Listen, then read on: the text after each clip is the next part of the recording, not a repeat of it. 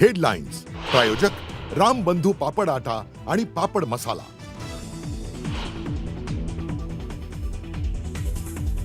इराणवरती ज्या प्रकारचे हल्ले होत आहेत आज आपण इराणला साथ द्यायला पाहिजे होती। इराण अमेरिका युद्धावर राज ठाकरेंचं मोठं भाष्य, भविष्यामध्ये त्रास सहन करावा लागेल, मोदींना टोला।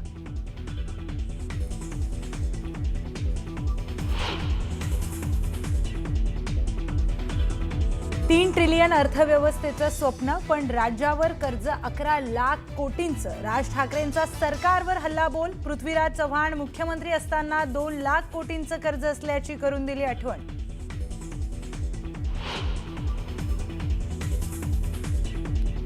आपल्याकडे दैवी शक्ती असल्याचं सांगत भोंदूबाबा अशोक खरातकडून शोषण, कधी धमक्या तर कधी गुंगीचं औषध देऊन वारंवार लैंगिक अत्याचार। FIR मधून धक्कादायक माहिती समोर।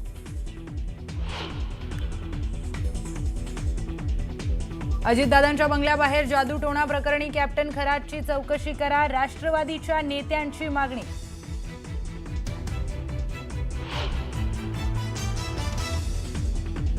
कॅप्टन खरात प्रकरणामध्ये SITची स्थापना, तेजस्वी सातपुतेंच्या अध्यक्षतेखाली SITची स्थापना, SIT कडून खरातची कसून चौकशी।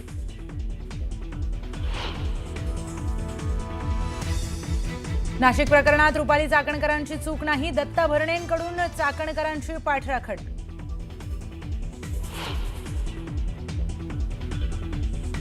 संगमनेरमधील ऍसिड हल्ला प्रकरणातील आरोपी 3 दिवस उलटूनही अद्याप फरार, पोलिसांकडून आरोपीचं रेखाचित्र जाहीर।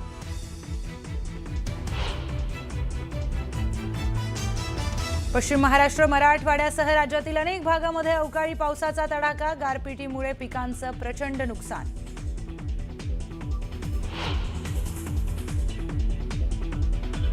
इस्रायल आणि इराणने तेल साठे टार्गेट केल्यामुळे जगभरातील शेअर मार्केटमध्ये घसरण, मुंबई शेअर बाजाराचा सेन्सेक्स 2439 अंकांनी घसरला, गुंतवणूकदारांचे 12 लाख कोटी बुडाले।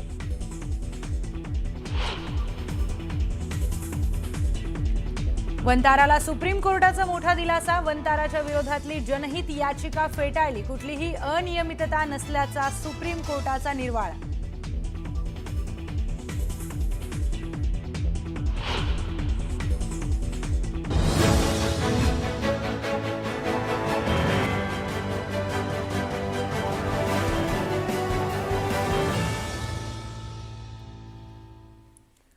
नमस्कार, मी प्रियंका लाठी, आपण पाहताय न्यूज 18 मराठी, आवाज महाराष्ट्राचा।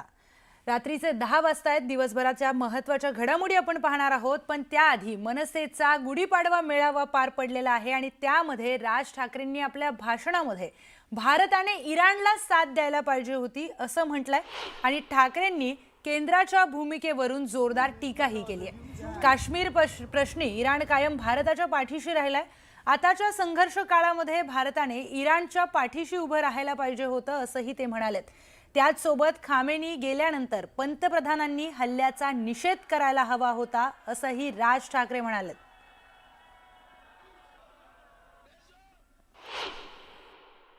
आज देशातही एक धाकधूक सुरू आहे, भीषण परिस्थिती आहे, गॅस मिळत नाहीयेत। नेहमी नॉर्मलला असणारे लोक सध्या गॅसवर आहेत।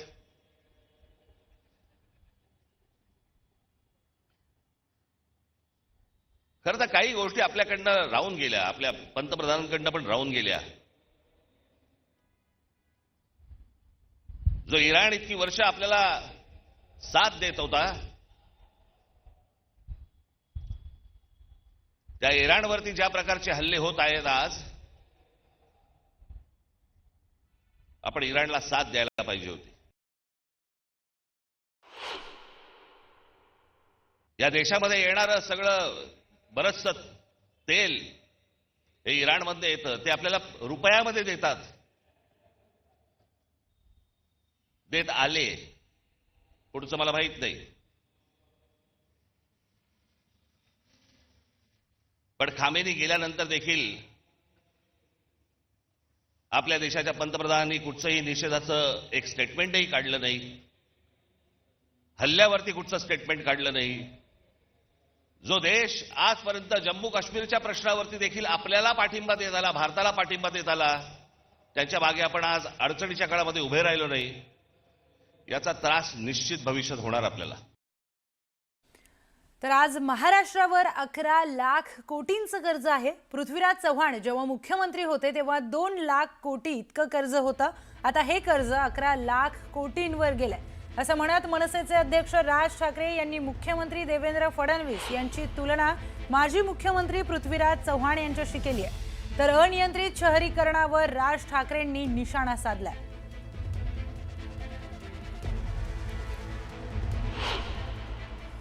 हे आमचे मुख्यमंत्री सांगतायत विकास करतोय. 3 ट्रिलियन डॉलरची इकॉनॉमी करायची महाराष्ट्राची. 11 लाख कोटीचं कर्ज आहे महाराष्ट्रावरती. 11 लाख कोटी. पृथ्वीराज चव्हाण ज्यावेळेला मुख्यमंत्री होते त्यावेळेला 2 लाख कोटीचं कर्ज होतं. त्याच्यानंतर हे 2014 ते 2026 मध्ये हे सगळं कर्ज 11 लाख कोटीवरती गेलं. यानंतर आपण एक स्पेशल रिपोर्ट पाहूयात. इस्रायल इराण संघर्ष अतिशय स्फोटक वळणावर पोहोचलाय, ज्याच्या आगीमध्ये अवघं जग होरपळलंय. इस्रायलने इराणच्या गॅस फील्डवर हल्ला केलाय, तर इराणने कतारच्या हबवर प्रत्युत्तर दिलंय. त्यामुळे जगभरात गॅस टंचाई आणि इंधन संकटाची भीती वाढली आहे. दरम्यान ट्रम्प यांनी दोन्ही बाजूंना इशारे देत कठोर कारवाईचा देखील इशारा दिलाय. पाहूयात त्या संदर्भातला हा सविस्तर रिपोर्ट. इस्रायलचा इराणच्या गॅस फील्डवर हल्ला. इराणच्या निशाण्यावर कतारचे तेल साठे. जगावर गॅस आणि इंधन टंचाईचे काळे ढग. 28 फेब्रुवारीपासून सुरू झालेला इस्रायल, अमेरिका आणि इराणमधील युद्धाचा 20वा दिवस उजाडलाय.